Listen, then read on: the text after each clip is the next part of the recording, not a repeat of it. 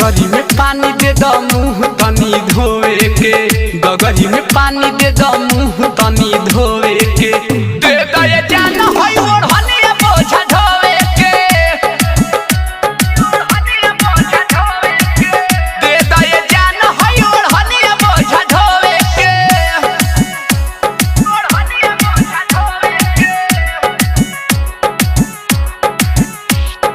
DJ Amit Tiwari